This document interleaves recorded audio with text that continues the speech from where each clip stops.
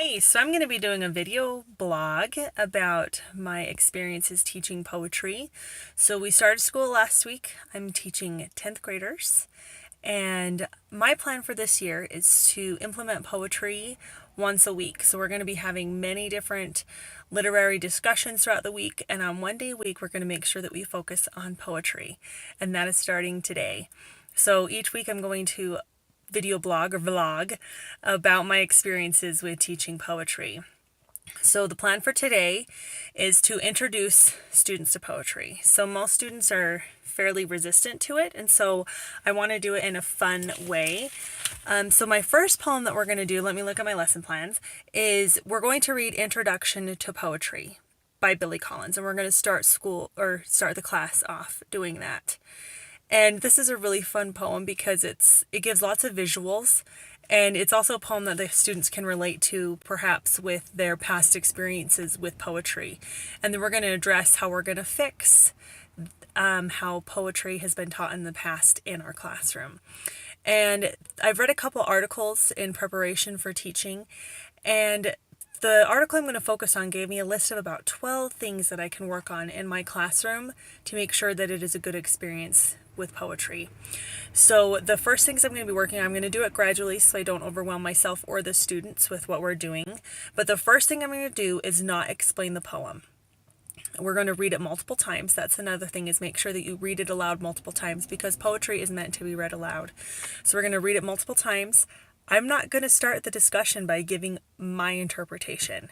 That automatically gives me possession of the poem, and I don't want to possess the poem. I want the students to build a relationship with the poem. And so that's what our discussions are going to be focusing on, is building a relationship with the poem by letting them explain it, letting them interpret it, and letting them discuss it with each other and with me. And I will just be the leader of that discussion. I will just make sure that it goes well and that students are participating and that we stay on track with focusing on the poetry. So that's how we're going to start, is by reading that poem. And then we're going to, we're going to start by giving them a prompt after we read this poem about how to write poetry. So we're just going to give them a prompt that is going to be random, and they just get to write their own poems. And that's going to be, the prompt is going to be, find a poem and then write an imitation poem like it. So this will give them time to use their computers to find a poem, a modern poem. I'm going to make them do modern poetry that they can relate to, and then they can in turn write an imitation poem. Now this may seem like you're asking them to copy, but you learn by doing and you learn by seeing. And so that's the point of writing an imitation poem first off, is that they can read a poem, understand how it's working, what the topic is, what the literary forms are in the poem, and then they in turn can write a poem for themselves. And at the end of the day, then I will video blog about how that went today. See you soon. All right, just finished my first day of the poetry class, and it went well. Of course, I had the students that were resistant to poetry to begin with, but those are the walls we're going to be breaking down over the next semester and over the next year. So the class did really well. The classes, did really well. They really liked the Billy Collins poem. I think they could relate to it because they in turn sometimes feel like they're strapped to a chair and are forced to evaluate a poem. But it was a very lively discussion. It was very open. It wasn't too stuffy. And that's my goal in teaching poetry, is that it doesn't have to be done a certain way. It doesn't have to be interpreted a certain way. That's the power and freedom of poetry, is that there's lots of meanings and different people can interpret things different ways. But it was actually really hard for me to not give my 2 cents about the poem, because I am kind of an opinionated person. But seeing students read it and be looking at the visuals and be looking at all of the word use and finding new things that I'd never even thought of about the poem, it was really exciting. The students did kind of struggle with the imitation poem, but it was their first try out of the gate. And so we're going to keep working on it. We're going to keep doing imitation poetry. What we read in class, I will then in turn have them do a poem similar, maybe same topic, similar use of imagery. So we'll get them there. And it's a process. It's a process for me too, but I'm excited to be learning. Hey there again. So I'm just working on my lesson plan for this next week, and we got some really good poems coming up, and I'm really excited. So one of the suggestions from the article was to use more contemporary poetry instead of starting with like Shakespeare and the really old stuff. So I'm kind of sticking to this century and the last century and the poetry I'm picking. So this poem that I'm going to do for this week is that we're going to start out with is "Love That Boy." It's by Walter Dean Myers. And the interesting thing about this poem is that there's a lot of repetition in it, and so that's going to be our focus on our imitation writing this week. Is we're going to read this poem, we're going to discuss it, we're going to let the students uh, get out their feelings about it, maybe the things they like about it, maybe the things they don't like about it, and then they're going to take that and they're going to write an imitation poem. So it can be so it's called Love That Boy. So they can choose to write about something they love. They can choose to focus on the repetition. They can choose to focus on similar visuals that include animals and family and really homey things. So there's so many directions that they can take this poem, but by doing imitation poetry, it makes them pay attention to the poem and learn from it, and then apply that knowledge into something that they're going to be writing themselves. And from the article that I was discussing last week that gave me a whole bunch of points to include in my teaching of poetry, it says give lots of opportunities for them to write their own poems. And that's what I'm going to do every single week. We're going to learn from a poem, we're going to discuss it, we're going to examine it, bring up things that maybe they like about the poem, maybe things that confuse them, things that they don't like about the poem. And then from that information, then they get to gain a knowledge about poetry and this poem in specific. So the poem once again is Love That Boy by Walter D. Myers. And we're going to be focusing on writing again and on leading meaningful discussions, as well as sticking to more contemporary poems that they can possibly relate to better. And then as the semester goes on, then we're going to, of course, focus on poems that are just timeless and have been around forever and that set standards for proper form and for the use of imagery. But this will be a really exciting week, and hopefully we get a lot of good progress. So I'll be doing this tomorrow in class, and I'll get back to you about how it went. Hey, so I just got back from teaching and it went really well today. The kids really responded well to the poem, and I saw a lot more progress on imitation poetry this week. I think that this poem gave them a lot of material they could work with, and it was really interesting to see the students choose the repetition portion of this poem, and it really made them think about what they were writing down to make sure that it was an important enough and solid enough line that it merited being repeated. And that was really cool to see the students use repetition as a way of kind of editing their work and making sure that it was a really good poem. And the discussion was really good. They Some of them did not enjoy the repetition of the poem. They felt it was monotonous. But overall, I think the students really responded to this. It's a short poem. The lines aren't very long. It's not a very complicated poem where there's weird things that you have to interpret, which I know just kind of frightens students. It frightens me too sometimes. But it went really well. And so I'll get back to you next week about the plans that I'm going to do in class next week. So far, I think we're making progress. I know I'm feeling more comfortable teaching it. I was really, truly scared to teach poetry in my class because I never had good experiences with poetry.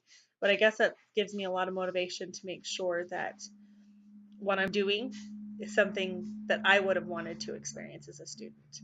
And so it keeps me motivated to keep things moving and to keep things going in a positive direction for poetry. Hey, so I don't have very long today because I'm running late to get to school. But what I'm going to be focusing on this week is using rhythm to help students understand poetry and how it's supposed to be read. And so the poem I'm going to be doing is We Real Cool. And it's a great poem for them to feel rhythm, feel jazz, and there's really interesting line breaks. So it's really, and I really want them to um, experience rhythm. So this week, I'm not going to have a whole group discussion. I'm going to break them into their small working groups, which have already been established a couple weeks ago. And I'm going to have each person in that group, there's only about 3 to 4 students per group, read the poem aloud and allow them to interpret it in their own way. And so they'll be able to feel the rhythm. And I just love We Real Cool. It's one of my favorite poems. And then in those same groups, they are going to write a group poem that incorporates rhythm. So they can use clapping, they can use their desks. I actually am bringing a few different instruments to school. I asked the music department if they have like a few little drums and little things like that that they can use. And so the students will not only get to experience rhythm just from a poem, but then they'll get to write it themselves and as a group decide where the rhythm needs to go and how it needs to be interpreted and read. And then they'll present that to the class at the end. So we have about an hour and a half class. So there's plenty of time for them to get this done today. And if not, then we're going to continue it the next week because I think it's that great of an activity. And rhythm is in nearly all poetry, whether it's in a proper form, whether it's free verse. There's rhythm in poetry, and it's usually very intentional and it adds a great tone to the poetry. And so I want the students to experience that and to also learn how to do it for themselves, learn how important rhythm is in their writing. And so that's what we're going to be doing for sure this week and probably next week too. But I'll check in at the end of the day and let you know how it went and let you know if we're going to be continuing it for the next week. Hey, so I just got home from school and it was a very good day for the poetry class. It was excellent. Very loud day, very, very loud, but it was really good. And we are going to be continuing this activity next week as well. And the students really responded well to it. They liked We Real Cool. They were able to not only get really good rhythm cues from it, but they were able to get some insight into what the poem means. And then at the end of class today, after they'd worked on their own poems, then I actually was able to play for them the author reading her own poem so that they could understand where she was coming from and then they can compare where they went with it. But I made sure that I emphasized that poems are meant to be read aloud and everybody reads aloud differently. And that's sometimes the beauty of poetry is that so many different things can happen with it. And it went really well. The students worked together well in groups. Of course, there were the few groups that were a little more goofy and not doing what they were supposed to do. But overall, I think the students really responded well to it. They liked incorporating instruments. I didn't give them the instruments right away. I made them focusing on writing. And so that's what we're going to be finishing up next week is for them to incorporate the instruments into their reading and writing of their poem. But it went really, really well. And rhythm is a great way to implement poetry into your classroom because it's something everybody can relate to. Even people like me that have absolutely no natural rhythm, I can still find rhythm in poetry. Hey, checking in again. So the last couple weeks we've been doing the rhythm thing and it has gone so well. I'm so proud of my students and the poems that they came up with and their use of music and rhythm, and it was a really, really good activity. Even the students that did not want to participate at the beginning, by the end we're having a really great time, and that's the goal. So now we're getting into a little bit of fall weather, and so I really want the students to focus on imagery. Now, sometimes students struggle with this and they feel like poetry has to be mushy and gushy, right? So what we're actually going to do, I read in an article that sometimes it's best for kids to get out some energy first in a beautiful place. And then once they get out all the energy, then they're able to calm down and relax and to actually see the world around them in a much better way. So that it means no technology, nothing going on around them. It's just them and the outdoors. And so what we're going to do today is they're going to come into class. I'm not going to have a writing prompt on um, on the board like I usually do. And we are going to go outside and we're going to play some kickball and we're going to have a really good time together as a class for about 30 minutes. I'm also going to have them take their notebooks, their writing notebooks out with them and just place them by the building or under a tree. So we're going to go outside and play, literally play. And then after that, then they're going to sit down and spread out and look at the world around them and look to see what's going on. So the weather's changing and it's starting to get a little cool. The leaves are starting to change. So right now is a beautiful time of year to be doing this. And so that's the plan. And so then I'm going to have them write down everything they see, hear, smell, feel when they're outside, the thoughts going through their head when they're outside. They're just going to do a free write session of anything that comes into their mind. And then we're going to go back in the classroom. I'm going to read them Nothing Gold Can Stay by Robert Frost. And then we're going to take what they saw and experienced, and they're going to write their own poem about nature or about weather or about whatever they came up with outside. This is going to be kind of a free write poem day. It's a day to get their brain going and for them to use imagery and all of the senses to create a poem. So that's what we're going to be doing today. I'm going to be having a really good time today playing lots of kickball with all my classes. Hey, so today went really well. It was really fun to get outside. Luckily, the weather was perfect. It was a beautiful day. And the students really responded well to playing first and then sitting down and using that time to focus on what's going on around them. Many students don't take the time to just sit and look. I think that sometimes struggle for students is that they're bombarded with so many things going on around them that it's hard to focus on what is really going on around them. And so they did really well that way. By the time we came back into the classroom, we were able to read Nothing Gold Can Stay, but they didn't have a whole lot of time to work on their poems. And so we're going to continue this for the next week and let them finish what they wrote down in all their thoughts. Let them take one of those thoughts and turn it into a poem. So I'll be checking in a couple weeks, letting you know how that went and letting you know the plan for the next week.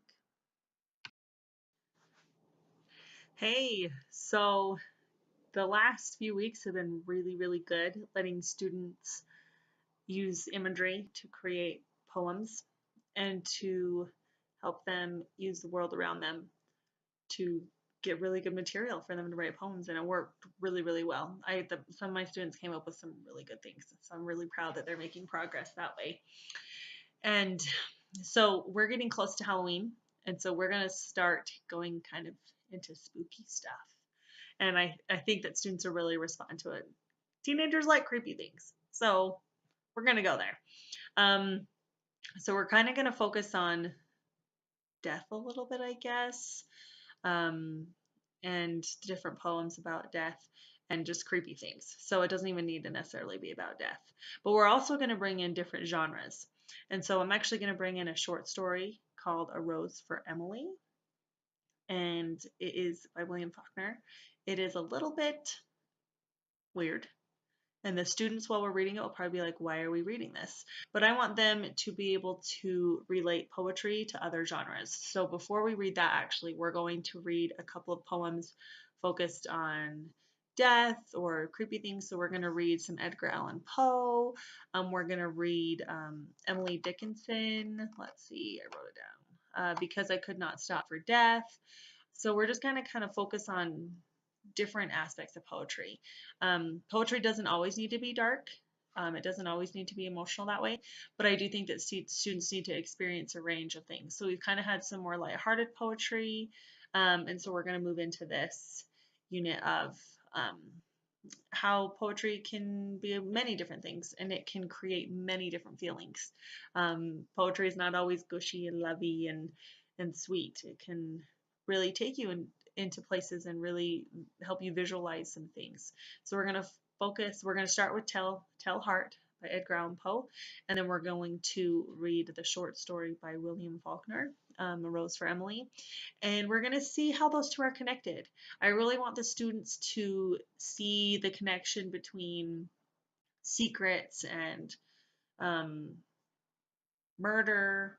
I know that sounds a little morbid, but how a character can kind of lose their mind. It does kind of focus on mental illness as well, and how things can happen when people aren't murdered. This unit is developing characters that work well and help advance the story. So there's so many things going on. So we're going to be focusing on this for the next probably month.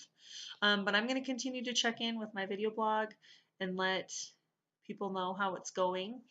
But as of right now, we're just going to kind of go into our creepy unit for poetry, and it'll be really fun for students to in turn do some imitation writing, use the Halloween season to help their creative juices get flowing.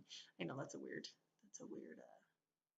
sentence, but I think that it's the time of the year, so let's go with it. I think students will have a lot of fun, um, even just doing spooky poems and interpreting the season in a way that they want to. So that's what we're going to be doing for the next little bit, and I'll be checking in soon to let you know how it's going. I'll be continuing to do this video blog throughout the year.